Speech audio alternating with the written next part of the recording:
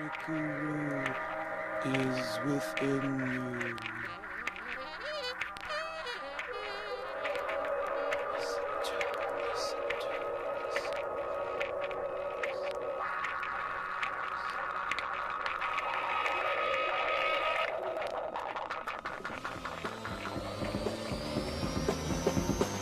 Peace is for love, love is for peace. Peace is for love, love is for peace. Peace is for love, love is for peace.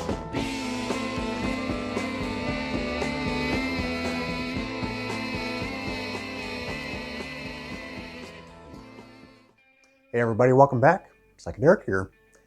And yes, the new and improved Psychedelic, the 2025 version with the butt chin in full effect. And a little up on top as well. Just had that done a moment ago. But it feels good as of right now. May not look as cool, but I'm digging it so far. This is actually the second time I'm recording this video. I recorded about a 30-minute video yesterday. And my old phone just did not like me exporting it in 1080p, so here we are again.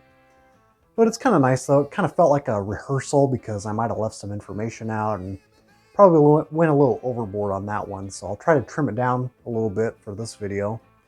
And I should mention also, this is going to be my last official, finally, published video here on YouTube for a while. Might be 6 months, might be a whole year, who knows? Maybe not a whole year, but yeah, as we all know, I mean, I definitely need my break from social media once in a while, just a little detox and just push out that social noise from my life and live in reality a little bit. And yeah, I've only done it once on the YouTube platform, but you know, I've done it several times on Instagram and Facebook in the past, so yeah, but the live streams will continue. We actually might do one this Friday, so stick around for that. You know, with the temperatures dropping outside, I'm going to boost that heat up inside. So without leaving you here too long, let's dive right in. So again, kind of a similar story that you've all heard from me. You know, this is one of those cases where the price and condition just never matched up until now. And I got this on the bid actually on eBay, one of my rare eBay picks from last year. And this is one of the cases where it's probably one of the cleanest copies I've seen of this. And the price was just right. It's about the average price, about 45, 50 bucks. I'm talking about Tarantula on A&M. This is self-titled from 1969. Really love that cover graphic there with the cables, the circuitry looking like a tarantula. Might be a notable figure on the back there, Mr. Oz Bach. He was with the Spanking R Gang and that US band Wings on ABC Dunhill. It's also got a few other players. I don't know if they did very much outside of this project, but Tom Grasso is kind of the leader of the group. He had formed, well, he's originally from the East Coast, but I think he got the inspiration from Frank Zappa to move out to LA and form this band. It's kind of like a hybrid between like electric jazz undertones mixed with like some progressive psych moves. But man, I tell you what, I really love this one, probably more than most. It just really has everything I'm looking for. You know, you got some really cool transitional pieces. You got these kind of like almost sound collage-y moments in between the tracks, sometimes within the tracks. And a little bit of like sense of humor thrown in. I think definitely with that Zappa connection, you can kind of feel a little bit of that, you know, rubbing off on this record. And don't let that scare you away. If, you know, some people, when I say Zappa-esque or Zappa connections, you know, some people might turn the other way, but this is Zappa done right, I would say. You know, a little bit of complex arrangements, you know, with those sort of prog jazz moves, but really fun tracks. Electric Guru, TV Repairman, get a good laugh out of that one. The single off of here, Love is for Peace, which runs about 7 minutes on this one, which basically cuts out all the sound collage moments for the single cut. One of the more serious tracks on here, Thoughts for Anne, has a music video out on YouTube if you hunt deep for it. And then Billy the Birdman kind of sounds like you know, sort of late period White Album schizoid Beatles kind of pop. It's really fun. Poison Dance, the instrumental on here, has some cool fuzz bass. And you got a track called Peach Fuzz and Peppermints. Yeah, this one doesn't have too much of a reputation, or at least I don't think so. It doesn't have a whole lot of people talking about it. It might have been reissued maybe, you know, once on CD or something, but doesn't get enough love, and I think this is really excellent. It's just very entertaining more than anything. So I'll have a little clip of that in the beginning so you can get a little taste of this. Otherwise, yeah, and there's also some footage of them hanging out with the GTOs. I found out online, so it's kind of cool. Promotional copy. Definitely see more promos of this than stock copies. It's probably an indicator that this did not sell worth a damn. So there you have it. Yeah, Tarantula, and they also gigged with people like, well, bands like Canned Heat, Grateful Dead. They did the whole Vancouver Rock Festival around that time. I think they might have lasted from like 68 till 1970 or 71 around there. So just kind of sank without a trace, but definitely recommend checking it out. There is a full album upload on YouTube.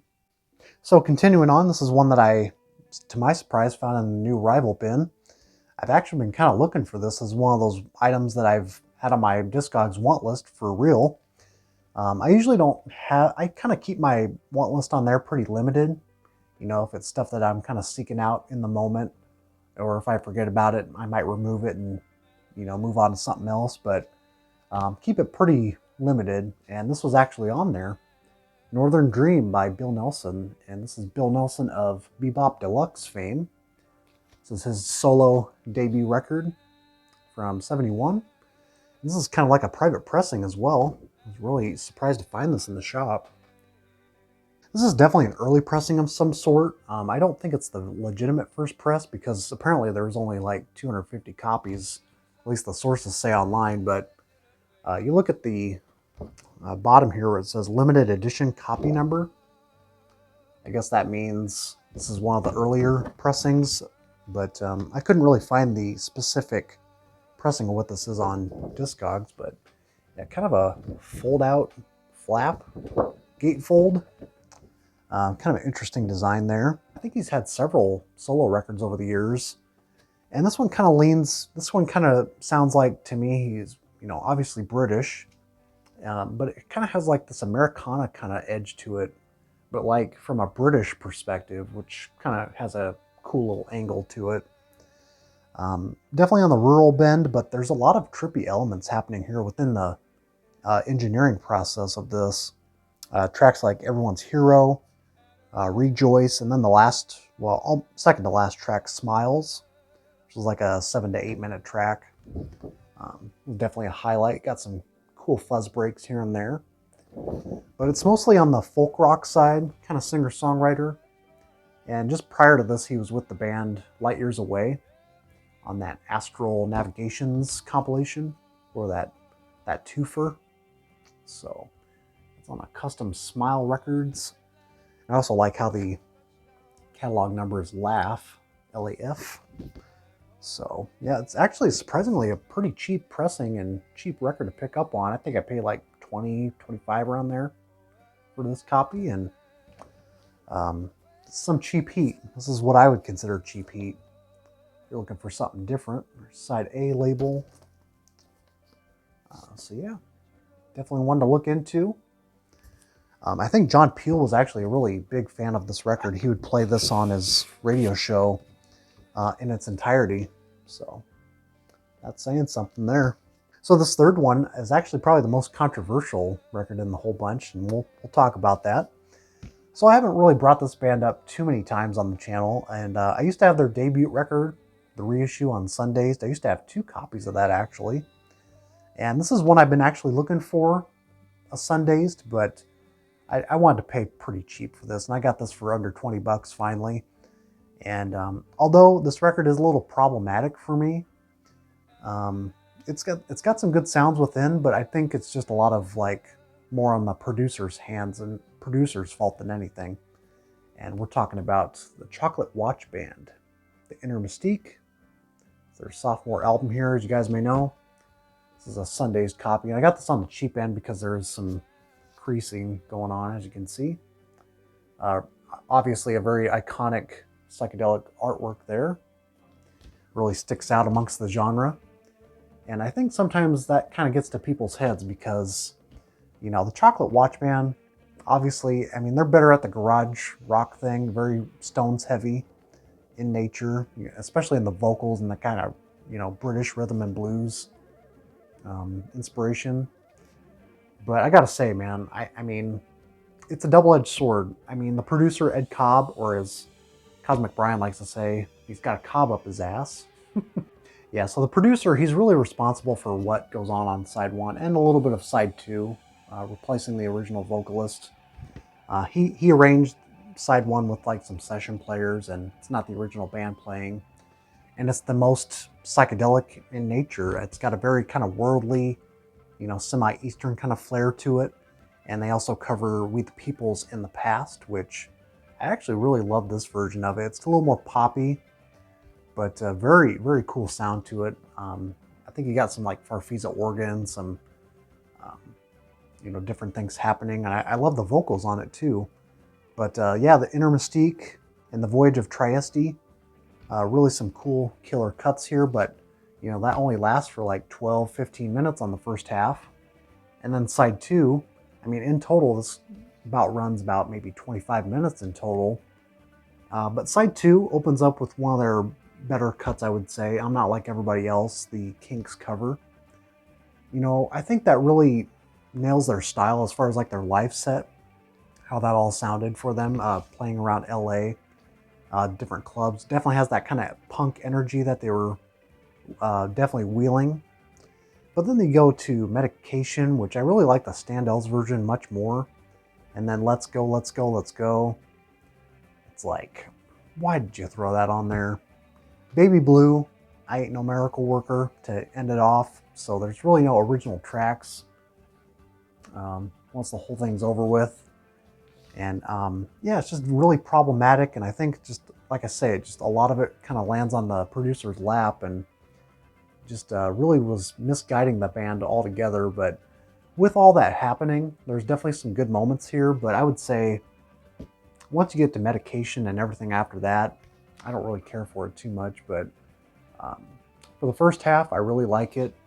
And I just don't really have the desire to track down an original copy because it seems like the copies I see going for sale are always like in G+ condition and $200. It's like, no, we're not doing that. So really comfortable to own this nonetheless. And I'm just not really a big fan of No Way Out. I mean, there might be a few tracks here and there, but to me it's a little patchy, and I'm just not really a big fan of US bands kind of copying the Stones and you know, doing these old cliche rhythm and blues things. I mean, at the time maybe it was a little more fresh, but I just can't get into those things. So, you know, I respect the band. I think they definitely have a legacy on their hands, but it's just a lot of misguidance, a lot like the Electric Prunes and several other bands around this time. So you got a replica Tower label there. And I'm satisfied with this, so it's definitely a keeper now, and I'll be playing it occasionally. But on to different bags here. We're going to move into a little more on the ambient side. This is one that I picked up early in December, actually, online. But I've been listening to it at the peak of fall, and this is one of those awesome fall records that, you know, if you're kind of into ambient music or want to explore some ambient pop works, this is kind of an artist I discovered recently. This is Tor Lundvall, Beautiful Illusions. I think this is his most latest release from 21. And he's also an artist, a painter. So I'm pretty sure he did the artwork for this. Got this kind of sheen from the gold print there. Yeah, beautiful copy here. I think it did come on colored vinyl, but of course this is the black vinyl. Get a shot of the labels here. So yeah, Tor Lundvall, he had done some ambient soundscape works back in the 90s. That's how I first got turned on to him, some of his archival work. But then I was kind of looking more into his catalog and just stumbled upon this one, and I really love this, man. This is really good, kind of ethereal, dark wave, some people call it. Ambient pop. You got this kind of pulsating, not so much in a way that it's danceable, but it's sort of like just kind of moves the tracks along in a sort of gentle manner. And some of it kind of reminds me of like that Twin Peaks soundtrack. It gives me that kind of mystique about it. Like there's a little bit of like mysteriousness, not so much eerie, but sort of like kind of these earthy tones, very blue in nature. The color blue comes to mind listening to this, but also the fall colors too. Just really gentle autumn breeze kind of listens, you know. I was listening to this a lot on my bike rides and walks. It's kind of ghostly too, a little bit on the ghostly ambient side. And he does his own vocals on here as well, which I do like. He's got a good voice. So I'm definitely looking more into his work. I forget the title of that 90s compilation or that assemblement of tracks. I think it's like something with twigs in the title. That's the one that caught my attention. And yeah, really love ambient music. Just don't talk about it nearly as much. And this is one that piqued my interest enough to pick it up. So check it out if that sounds like your thing. I can recommend the tracks Forever Rain, Four Bluebirds. Yeah, the whole thing's great. It's up on streaming, so definitely check it out. A very peaceful record, right? Now we're on to the whole other side of the spectrum where, well, people are trying to find peace within this record, but this is kind of a chaotic thing here. So this is one I picked up at the local shop as well, in the miscellaneous section, and to my surprise, I was really enjoying this. The Sound of Dissent. It's on the Mercury label. And this is basically news clippings, interviews with protesters, your everyday people, the left and right side on the political spectrum.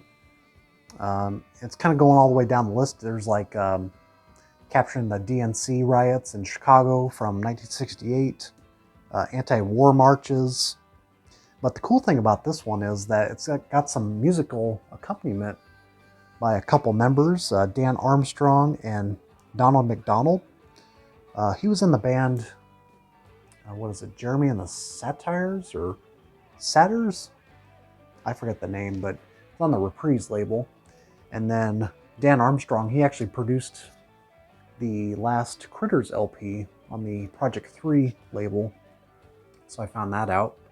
And the music backing to this is really good. It almost sounds like one of those things you'd hear on a DJ set, maybe within the intermission, or sort of for like hip-hop heads kind of wanting some sample-worthy things. That sort of element is happening within this, where it almost sounds like Plunderphonics before that was even a thing. The doors of justice are closed. The Supreme Court lost their hearts on the Indians.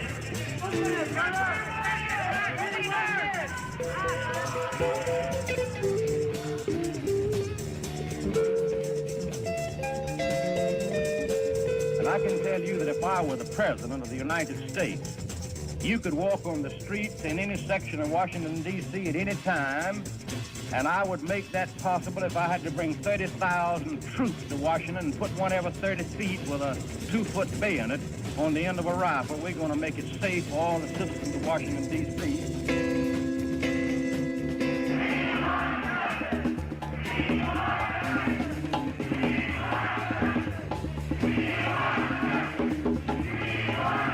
Yeah, you got a lot of notable names on here. George Wallace, Eartha Kitt opens up the record. Dr. Spock, clinical psychologist. But man, 1968, that was a hell of a year, man, in America. That was a very traumatic, kind of chaotic time period. Just the transitioning of, flower power, but just everything. The war in Vietnam, just a lot of disillusion, a lot of distrust, and even people that were protesting against the protesters. Just a wild time period. So the Sound of Dissent, you can get this one really cheap, by the way, so I definitely recommend this. I think there's actually some promo copies out there too, which is interesting. So yeah, I really like the musical backing, and everything that's going on here just really was kind of a nice blend. So picked it up for like $9. And then the last two, won't dive too deep into these LPs, and then I got some 45s to share at the very end here. This is the Enigma Variations. It's kind of a compilation sampler through the Enigma label. I actually did recognize a few tracks here. Maniac by the Screaming Sirens. I recognize that track from the 80s flick Thrashin', one of my favorite flicks. You got Greg Sage on here, Straight Ahead, Plastic Land, The Rain Parade. I also like Just for the Moment by Get Smart. It's one of my favorites on here. And Game Theory, which we talked about last year. So it's a 2 LP set. It's got some cool moments here.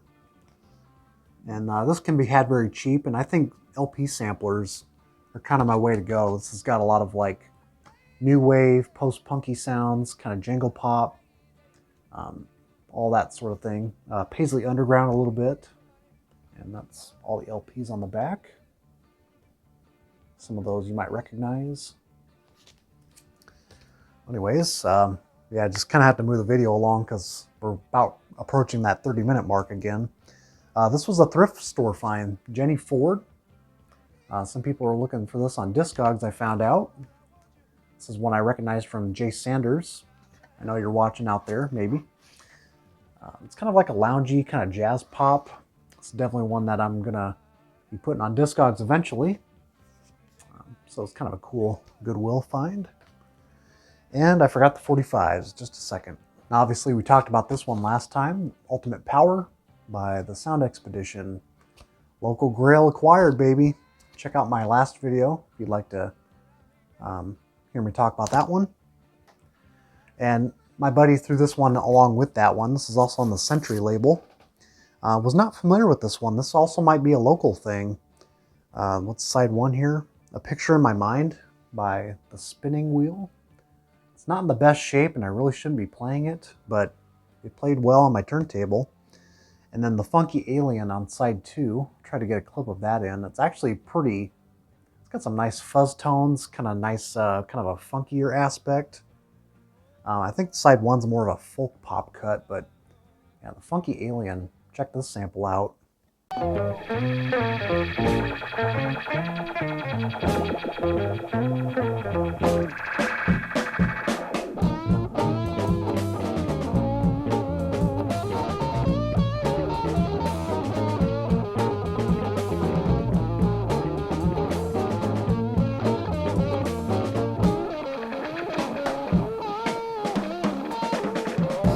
And the last one here, this is one I picked up when I was in the shop picking up Ultimate Power.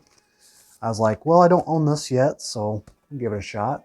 Spiders. This is pre-Alice Cooper. You know, when they're known as the Earwigs, Nas, Spiders. Unfortunately, I thought this was going to be like the alternate cut that I know of, Don't Blow Your Mind, but this is the more subdued version. Not as much fuzz in this one, but Why Don't You Love Me? Both the vocal and the instrumental cut, and then the track Hitchhike. So this is a 90s Sundays reissue in mono. So yeah, just kind of a what the hell kind of pickup, you know. It's not like I didn't need it, but it's pretty fun, and I had never seen a copy in person, so yeah, love me some early Alice Cooper. So I'll try to wrap it up here shortly. I think it's going to work on this phone, but I just want to play it safe and let you guys know that, yes, taking a break finally. So the live streams will continue. I'm not going to totally, you know, disappear and not watch videos. I'm still going to be out there. So in the meantime, you know, check out these records, Tarantula, Tor Lundvall, and we shall see you in the future.